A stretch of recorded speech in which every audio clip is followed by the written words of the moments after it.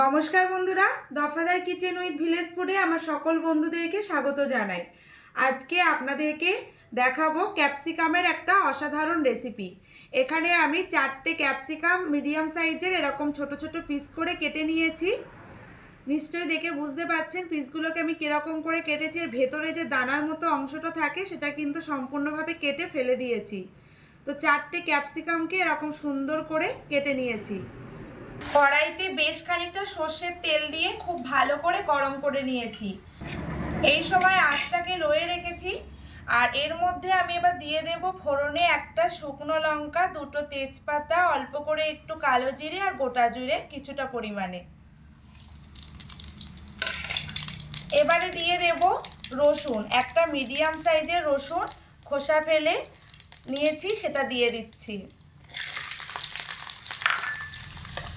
রসুনগুলোকে ভাজা ভাজা করে নিয়েছি। রসুনের মধ্যে একটা কালার চলে আসলে আর দারুণ একটা গন্ধ বেরোতে শুরু করলে এইরকম অবস্থায় আমি এর মধ্যে দিয়ে দেব বাকি জিনিসগুলো।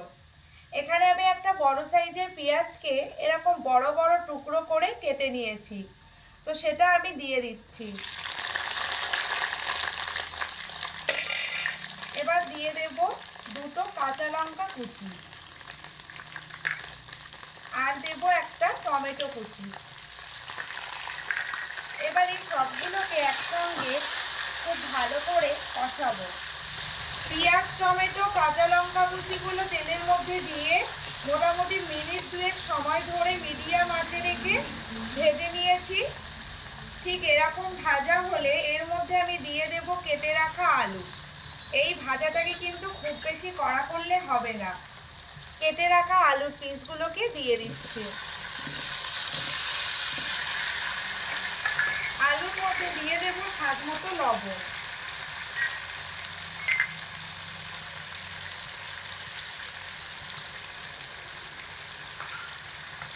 লবণ দিয়ে আলুকে খুব ভালো করে তেলের মধ্যে ফেলে কষাবো যতক্ষণ না আলু মোটামুটি সিদ্ধ হয়ে আসছে।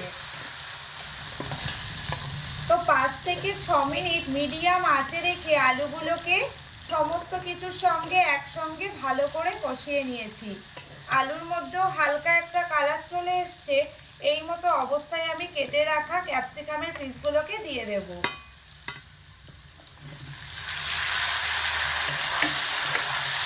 ক্যাপসিকামগুলোকেও তেলের মধ্যে ছেড়ে মোটামুটি 3 থেকে 4 মিনিট মতো সময় নিয়ে মিডিয়াম আঁচে রেখে কষাবো, ঢাকা চাপা না দিয়ে আর অনবরত এরকম নাড়াচাড়া করে। যেহেতু আলুর মধ্যে লবণটা দেওয়া আছে সেই জন্য ক্যাপসিকামের মধ্যে এখানে আমি আর লবণটা এখনই দিচ্ছি না, পরে গিয়ে দেব। 3 থেকে 4 মিনিট সময় ধরে মিডিয়াম আঁচে রেখে খুব ভালো করে ক্যাপসিকামগুলোকে কষিয়ে নিয়েছি। ক্যাপসিকাম কিন্তু খুব বেশি সময় কষাতে লাগে না। এবার আমি এর মধ্যে দিয়ে দেব আদা কুচি। একদমই আদা গ্রেট করে রেখেছিলাম খুব মিহি করে, সেটা দিয়ে দিচ্ছি। আপনারা হয়তো বলবেন যে আদাটা আগে দিলেন না কেন?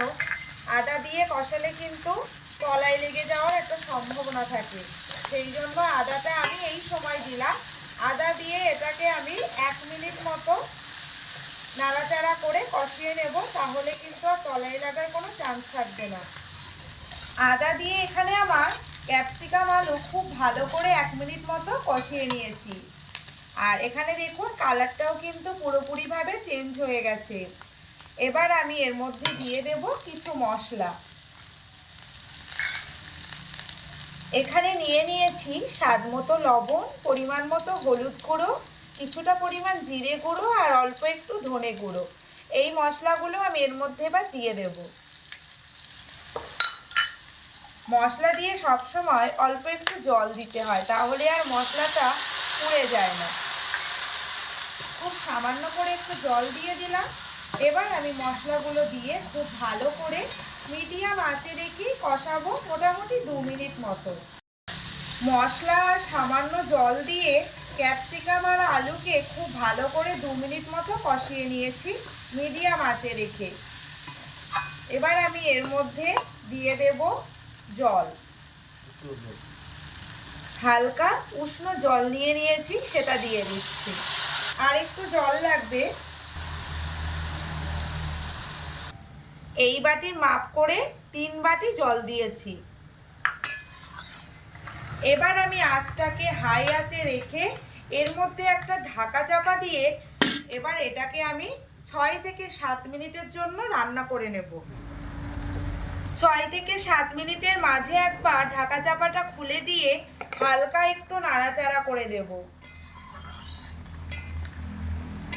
খুব বেশি ঘেটাঘেটি করার দরকার নেই, হালকা হাতে একটু নাড়াচাড়া করে দিলেই চলবে। এবার আমি এর মধ্যে দিয়ে দেব খুব অল্প করে 1 চামচ চিনি। চিনিটা দেওয়ার চেষ্টা করবে, তাহলে লবণ মিষ্টির ব্যালেন্সটা কিন্তু ঠিক থাকবে।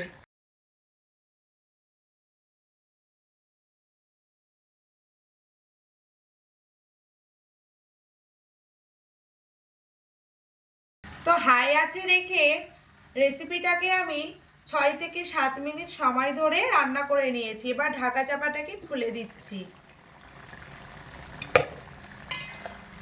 দেখুন তরকারির ঝোলটা কিন্তু একদম ঘন হয়ে এসেছে, আর আলু আর ক্যাপসিকাম একদম সিদ্ধ হয়ে গেছে। এই দেখুন আলুও সিদ্ধ হয়ে গেছে আর ক্যাপসিকামও পুরোপুরিভাবে গলে গেছে একদম। এটা অত্যন্ত গরম, তাই হাতে ধরতে পারছি না। এবার আমি এটাকে নামিয়ে নেব। আজকে বন্ধুরা ক্যাপসিকামের এই দারুণ রেসিপিটা আপনাদের কেমন লাগলো তা কমেন্ট করে জানাবেন আমাকে। আজকের ভিডিওটা ভালো লাগলে বন্ধুরা একটা লাইক করে দিবেন, আর বেশি বেশি করে শেয়ার করবেন, আর চ্যানেলটি সাবস্ক্রাইব করে সবসময় বন্ধু হয়ে আমার পাশে থাকবেন। আজকের মতো ভিডিওটা এই পর্যন্তই। দেখা হচ্ছে পরের কোনো ভিডিওতে। সবাই খুব ভালো থাকুন, সুস্থ থাকুন। ধন্যবাদ।